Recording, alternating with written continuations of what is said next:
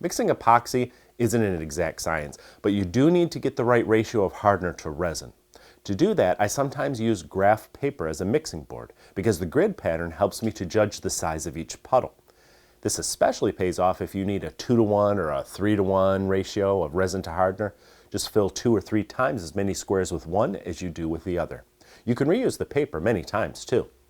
If you want to be sure you get a good mix, scrape it from the paper to the inside corner of a Ziploc bag. Then turn the bag back the right way and you can easily mix it thoroughly with your fingers. Cut the corner off and you have a handy and precise way to dispense it. Another way to mix and spread is to flatten the head of a finishing nail with a hammer to make a very durable paddle. As long as you wipe it when you're done, it'll last forever. Digital tools make woodworking easier and more precise, and they aren't as expensive as they used to be, at least not at the Craftsman Gallery.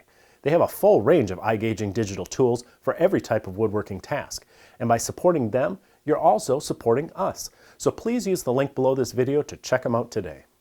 For more great tips, tricks, and tutorials designed to make you a better woodworker, check out Stumpy Nubs Woodworking Journal. You can read and subscribe for free at stumpynubs.com.